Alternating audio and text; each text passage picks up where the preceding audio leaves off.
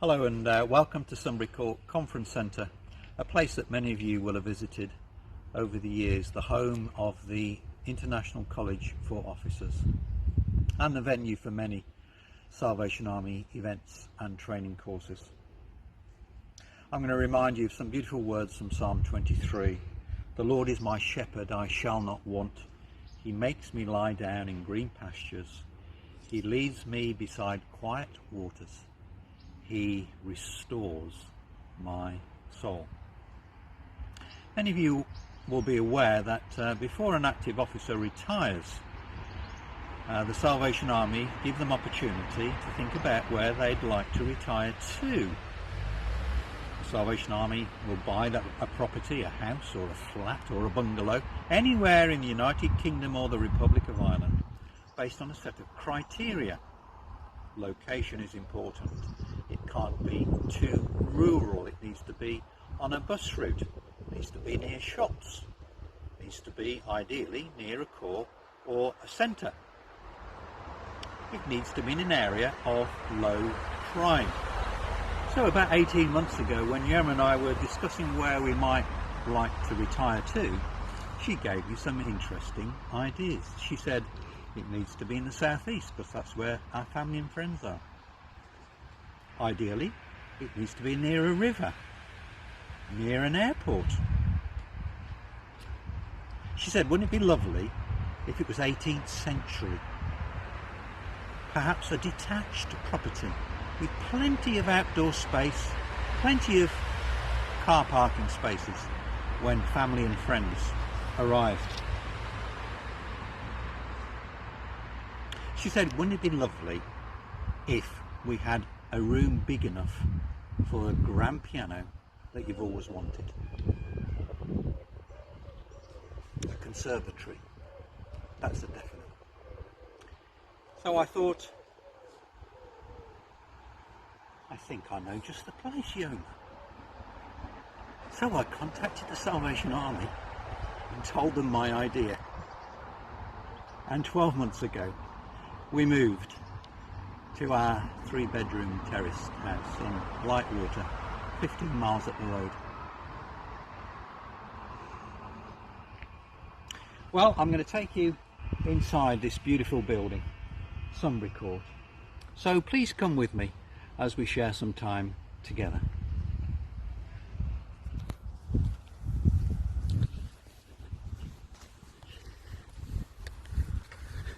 It's a beautiful spot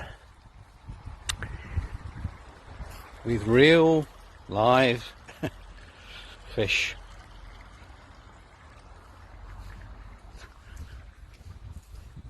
It's changed a lot since I was here. First of all, 1964 was when I first arrived, and lots of things have changed since then, but unmistakably is this particular building.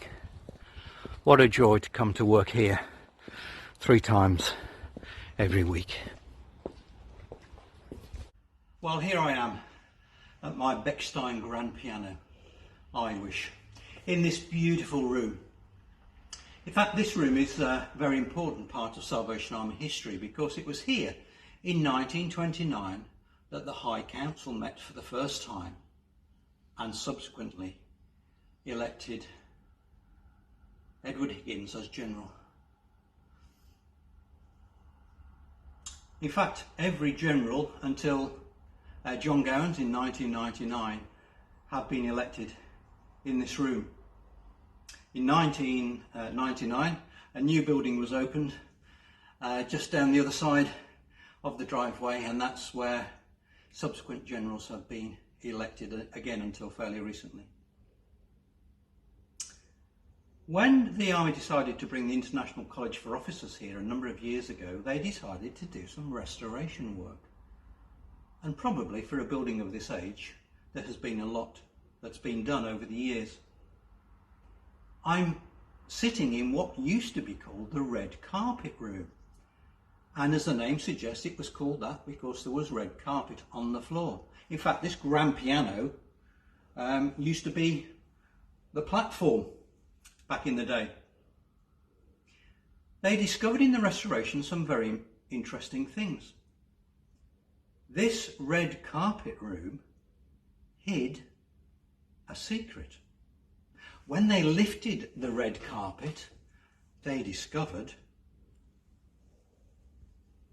some beautiful floor coverings. And so they decided, rather than replace the red carpet with another red or yellow or blue carpet, they would restore this floor back to its original purpose. I don't know if you watch a television program called The Repair Shop. It's brilliant. Lovely hour where you can just sit and relax and see what happens. Members of the public take unwanted or old pieces of equipment or things that they used to use that have been in a state of disrepair, and they take them to experts who repair them. And the program shows the article at the start. It shows the repair work, the restoration work, and then it shows the people coming back, and the cover is lifted and the newly restored item is there. And the joy at seeing a restored item is a joy to behold. A number of years ago, I was part of the officer team at Staines, and the Songsters visited Latvia for a tour. And while we were in Latvia, a group of us went to a corner in a remote part of that beautiful country. Waiting for us in this rural destination, in the distance, we saw a man in full Salvation Army uniform with a cap directing us to the building. It was a lovely sight, literally in the middle of Latvia. We heard a lot of stories about the work of the Salvation Army in that country. And the corps officer of that particular corps told us a rather beautiful one I'd like to share with you. One day, a number of years before, she had visited a derelict building and was attempting to clear the site before it was knocked down. In one corner of the room, under a pile of papers, a pile of clothes, and under numerous beer bottles, something stirred. Initially she was scared, but then she saw it was a person.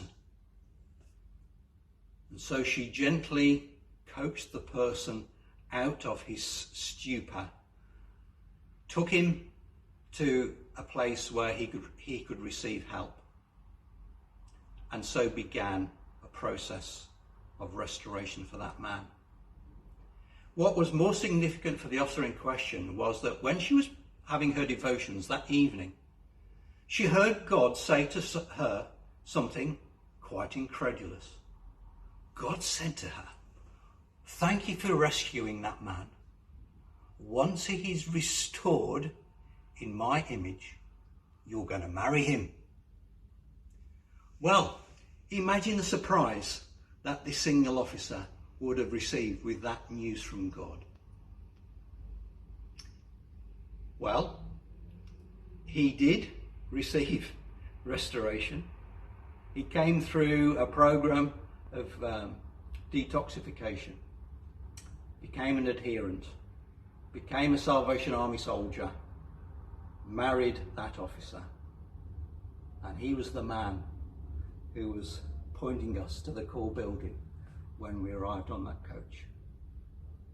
In a previous life, he'd been a carpenter, and for every member of the Songster Brigade, he carved a cross as a reminder that we can be restored by God's grace and by God's mercy and by God's power. Ransomed, healed, restored, forgiven. That's our God. That's my God. That's the God for today. That's the God forever. And so from this beautiful building that's been restored,